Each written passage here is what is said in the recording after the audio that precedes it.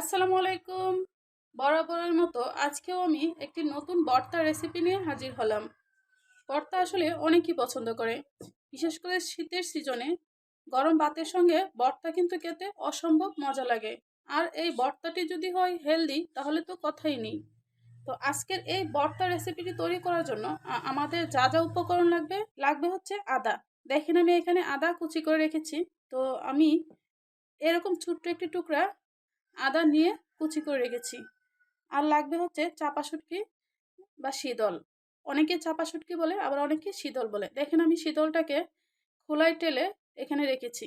হ্যাঁ, তো আমি একটা বড় সাইজের শীতল নিয়ে নিয়েছি এবং এটাকে আমি খোলায় ভালোভাবে টেলে নিয়েছি। তারপর লাগবে আমার ধনিয়া পাতা কুচি। আমি এখানে ধনিয়া পাতা কুচি করে রেখেছি। তারপর মরিচের কুচি করে রেখেছি। যে যেই পরিমাণে ঝাল খান সেই পরিমাণে মরিচ দিবেন। আর আমি দুইটা মাঝারি সাইজের পেঁয়াজ এখানে কুচি করে রেখেছি। আর লাগবে হচ্ছে মাছ। যে কোনো মাছের এরকম টুকরো নিলে হবে। আমি আমি এখানে কাতলা মাছের পেটি নিয়েছি ভাজি করে। তো এখানে আপনি যে কোনো মাছ ইউজ করতে পারবেন এই ভর্তাটিতে। তো এই ভর্তাটি তৈরি করার জন্য আমাদের শিলপাটার হেল্প নিতে হবে। আমরা প্রথমে কি করব, এই শীতলটাকে ভালোভাবে বেটে নিব যেন কাটা কাটা না লাগে। তো চলুন আমরা শিলপাটায় চলে যাই। তো আমি শিলপাটা নিয়ে নিলাম। তো প্রথমে আমি কি করব, এই যে এই শীতলটাকে ভালোভাবে বেটে নিব যেন কাটা কাটা না লাগে।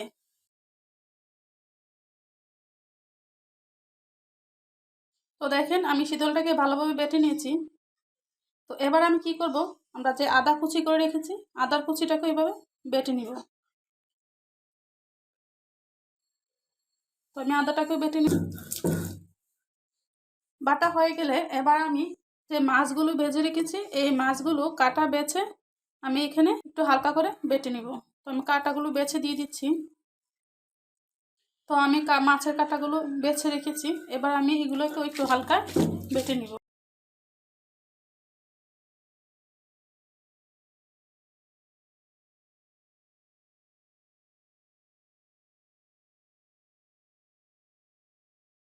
তো আমি মাছটাকেও হালকা করে বেটে নিয়েছি। এবার আমি কাঁচামরিচ দিয়ে দিব। তো আমি কাঁচামরিচটাকেও হালকা করে বেটে।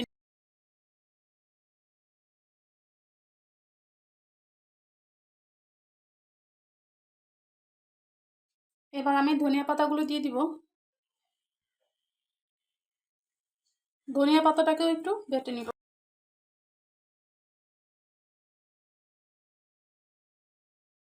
তো আমার ধনিয়া পাতা বাটা শেষ। এবার আমি পেঁয়াজ কুচিগুলো দিয়ে দিব।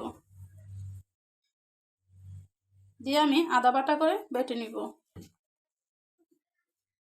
তো আমার বাটা শেষ, দেখেন আমি আদা বাটা করে বেটেছি। এবার আমি একটা বাটিতে তুলে নিয়ে লবণ, পরিমাণ মতো লবণ দিয়ে এটাকে ভালোভাবে মিশিয়ে নিব। এই ভর্তাটি করতে আসলে শিলপাটা লাগবে।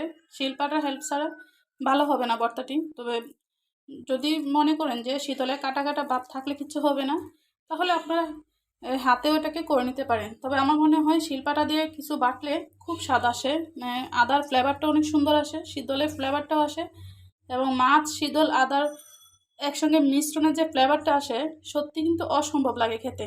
তো সেজন্য আসলে শিলপাটার হেল্প নিলে ভর্তাটা অনেক ভালো হয়। তো আমি একটা বাটিতে তুলে নিয়ে ভর্তাটাকে লবণ দিয়ে ভালোভাবে মতে নিচ্ছি।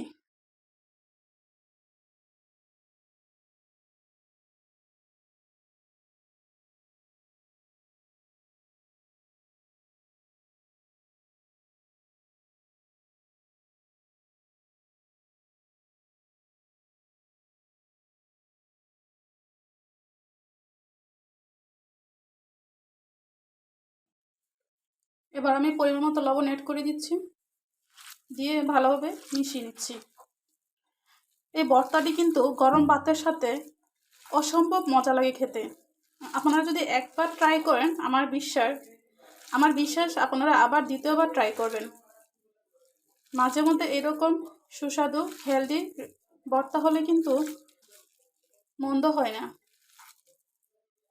তো আমাদের ভর্তাটি তৈরি হয়ে গেল। আমি লবণটা একটু চেখে নিচ্ছি। লবণের পরিমাণটাও ঠিক আছে। এবার আমি একটা বাটিতে সাজিয়ে নিচ্ছি।